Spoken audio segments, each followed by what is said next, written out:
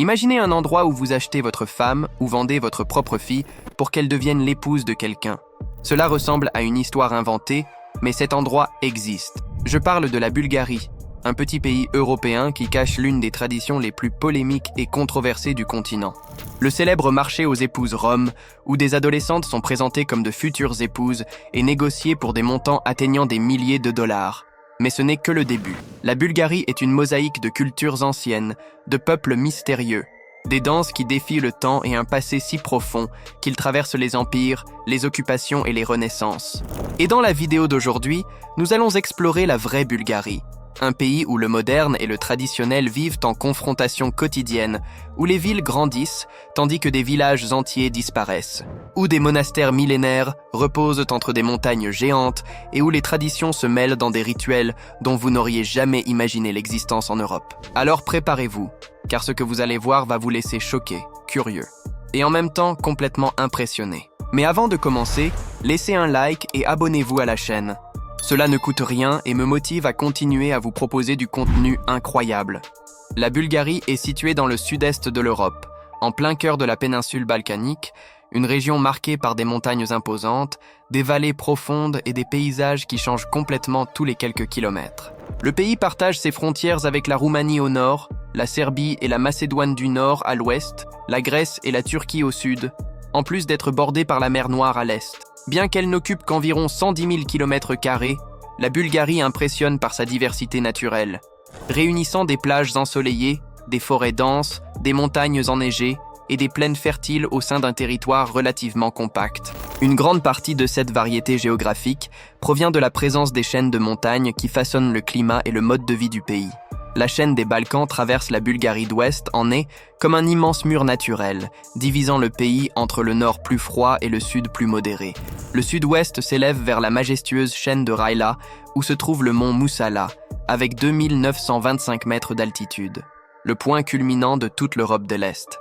Cette région est marquée par des lacs glaciaires, des vallées vertes et des décors qui semblent tout droit sortis d'un film épique, surtout en hiver, lorsque les montagnes se couvrent d'une neige épaisse. En descendant des montagnes vers l'intérieur, le paysage change à nouveau.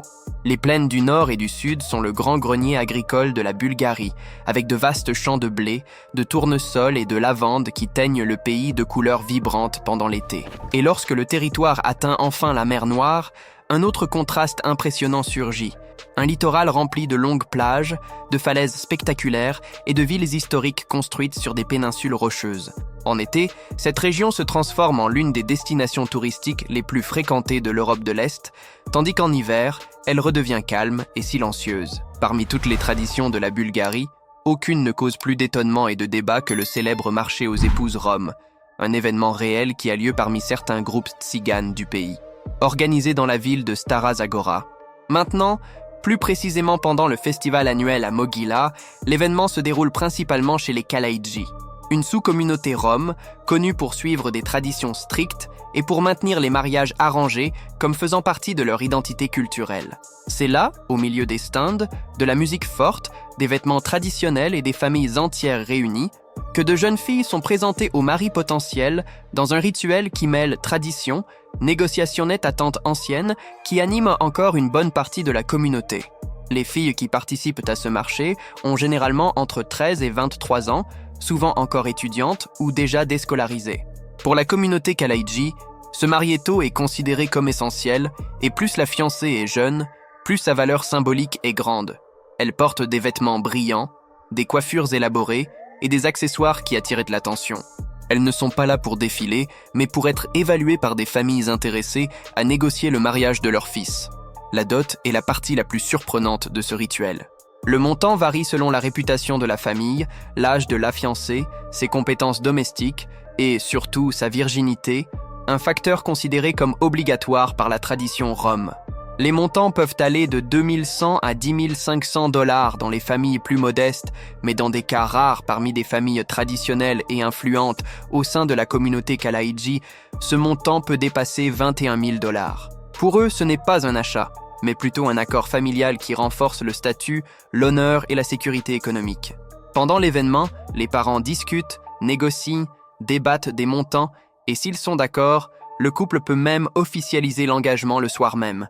Tout cela se passe au son de la musique typique, des cigarillos allumés, des vendeurs ambulants et des plaisanteries entre les jeunes qui voient le festival comme une chance de rencontrer leur futur mari. Même avec de lourdes critiques du reste du pays et d'ONG internationales, la communauté défend la tradition comme une partie essentielle de sa culture et de son identité. Le marché aux épouses roms est, sans aucun doute, l'une des coutumes les plus polémiques d'Europe.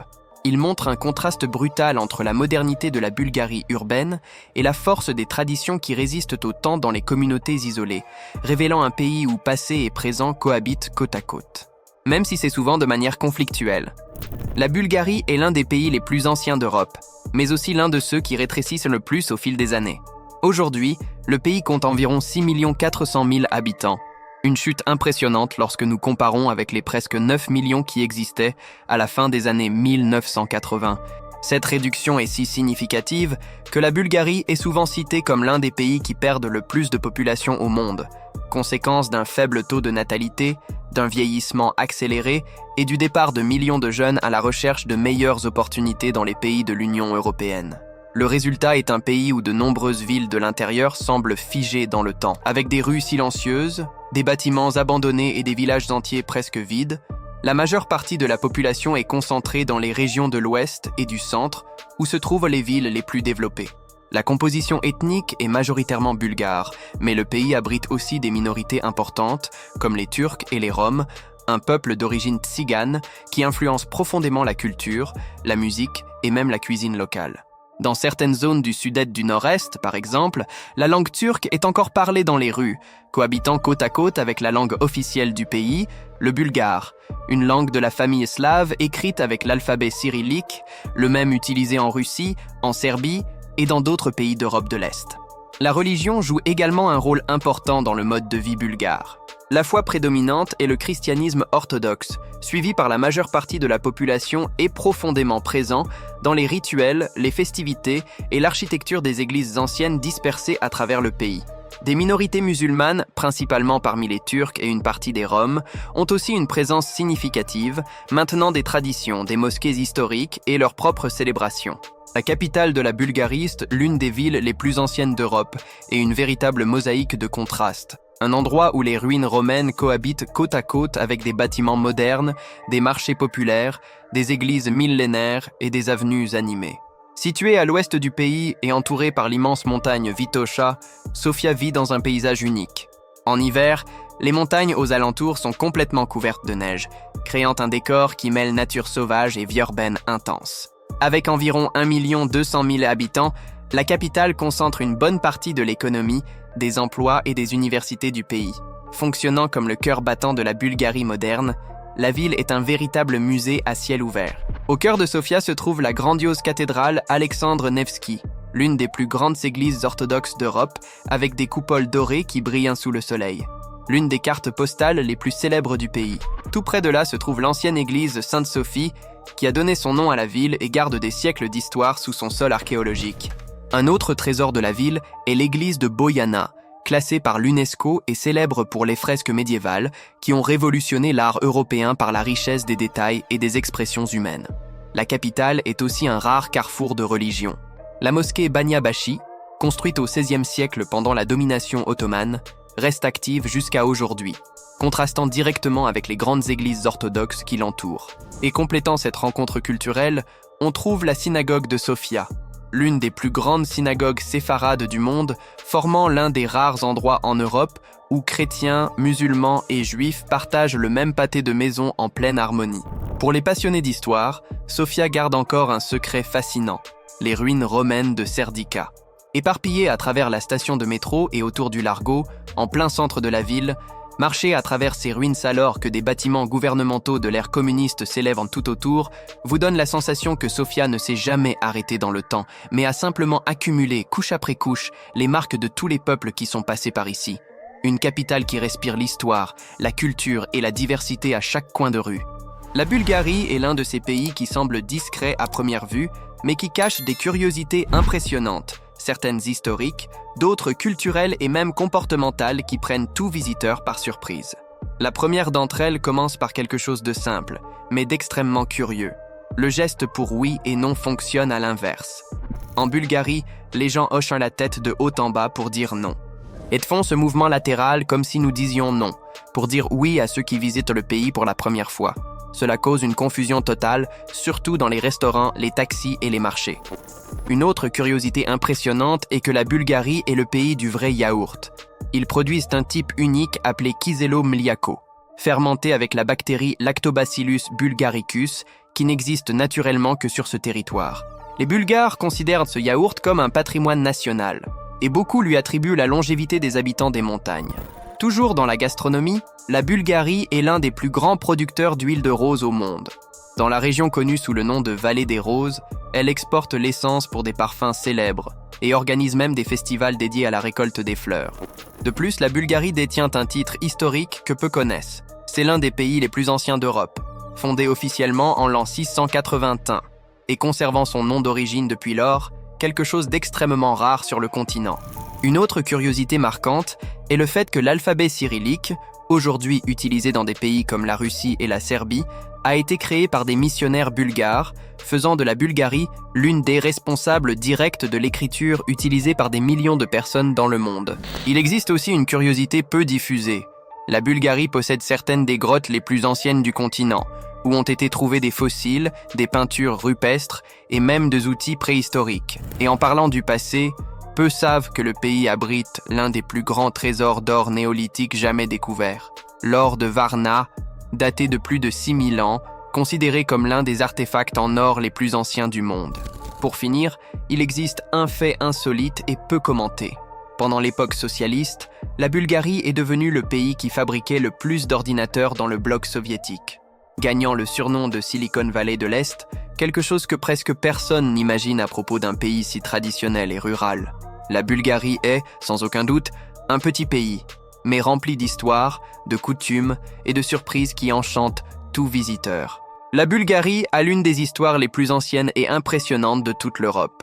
Ce petit pays du sud-est européen porte plus de 13 siècles d'existence. Le pays est né là-bas en l'an 681, quand les anciens peuples proto-bulgares se sont unis aux Slaves et ont créé le premier empire bulgare, une puissance qui rivalisait avec l'empire byzantin. À cette époque, la Bulgarie dominait de vastes zones des Balkans, avait des armées puissantes et était respectée par les rois et les empereurs. Au cours des siècles suivants, le territoire a vécu des moments de gloire et de chute, le second empire bulgare au XIIe siècle. Il a transformé des villes comme Veliko Tarnovo en centre culturel et militaire grandiose, avec d'énormes forteresses et des églises décorées de fresques qui impressionnent encore aujourd'hui. Cependant, la force bulgare ne durerait pas éternellement. À partir du XIVe siècle, l'Empire ottoman a avancé et a conquis le pays, initiant presque 5 siècles de domination turque, l'une des périodes d'occupation étrangère les plus longues d'Europe. C'était une époque difficile, marquée par la répression culturelle, de lourds impôts et des tentatives d'étouffer les traditions locales. Mais le peuple bulgare a résisté. Ils ont maintenu la langue, la foi orthodoxe et les traditions vivantes jusqu'à finalement conquérir la liberté en 1878, quand la Bulgarie a conquis sa liberté et a entamé le processus de reconstruction nationale.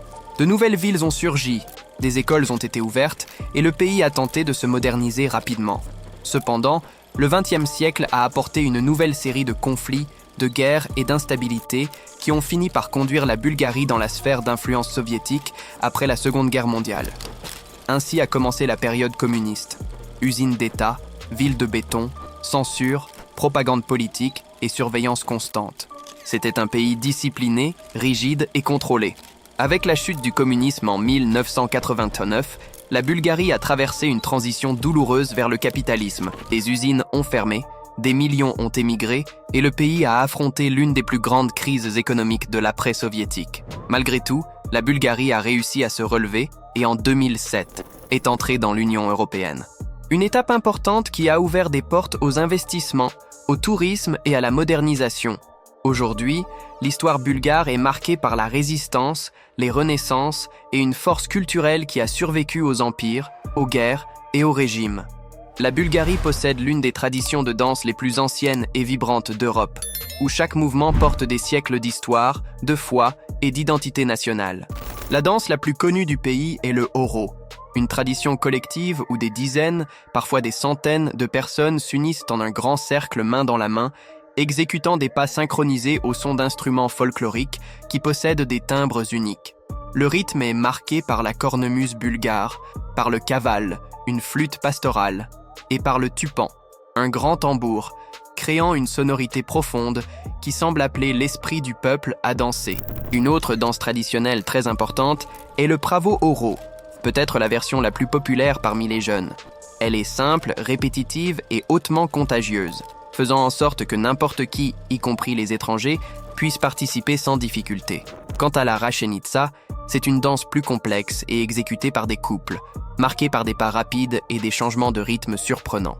Souvent, les danseurs improvisent des mouvements acrobatiques, équilibrant des bouteilles ou des foulards sur la tête pendant qu'ils dansent, ce qui transforme la présentation en un spectacle visuel impressionnant.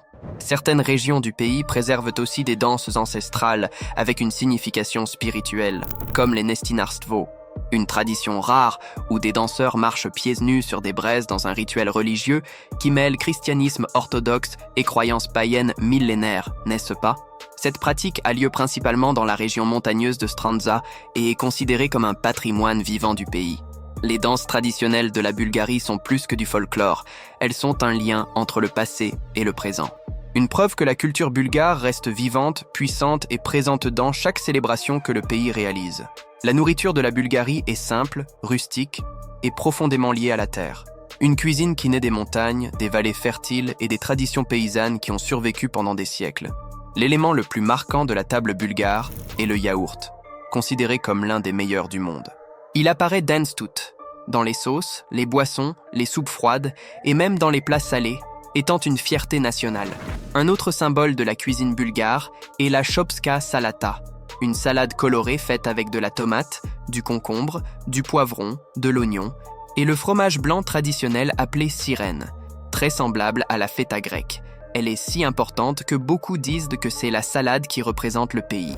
Quant à ceux qui aiment le plat robuste, la Bulgarie offre la banitsa, une pâte feuilletée fourrée au fromage, à l'œuf et, parfois, aux épinards ou à la citrouille. L'un des aliments les plus populaires du petit déjeuner, trouvé dans les boulangeries à travers tout le pays. Les plats chauds ont aussi une forte personnalité. Le kavarma, par exemple, est un ragoût typique, fait avec de la viande de porc ou de poulet, cuit lentement avec des légumes et des épices et servi dans des pots en terre cuite. Une tradition qui renforce la saveur rustique et faite maison de la cuisine locale. Une autre spécialité sont les sarmis, des feuilles de chou ou de vignes farcies de riz, de viande et d'épices, très consommées en hiver. Dans les montagnes, il est courant de trouver le cheverme, un agneau rôti entier à feu doux, plat typique des fêtes et des célébrations dans le... Et à l'heure de la boisson, la Bulgarie a une fierté spéciale, la rakia, une eau-de-vie forte faite de raisins, de prunes ou d'abricots, présente dans toutes les célébrations, les toasts familiaux et les rencontres entre amis. Pour accompagner, ils servent souvent des accompagnements, des pains traditionnels, des conserves maison et des fromages artisanaux qui renforcent la saveur marquante de la table bulgare. La cuisine de la Bulgarie, c'est ça, simple, aromatique, pleine d'histoire et profondément liée à la campagne. Un mélange de saveurs qui montre la force et l'âme d'un peuple qui porte ses traditions jusqu'à aujourd'hui. En résumé, la Bulgarie est ce type de pays que personne n'imagine avant de le connaître. Un petit endroit sur la carte, mais géant par l'histoire, la culture et les traditions qui défient le temps que chaque ville semble porter. Un morceau du passé, des monastères cachés entre des montagnes, des forteresses médiévales qui observent encore le monde de là-haut, d'anciens villages qui continuent de vivre comme il y a 100 ans, et des plages qui brillent sous le soleil de la mer Noire. Peu de pays parviennent à réunir autant de diversité sur un territoire aussi compact. Cette vidéo touche à sa fin maintenant. Dites-nous ce qui a le plus attiré votre attention. Si vous êtes arrivé jusqu'à la fin de cette vidéo, laissez un like et abonnez-vous à la chaîne. Cela m'encourage à continuer à vous apporter plus de contenu. À la prochaine vidéo.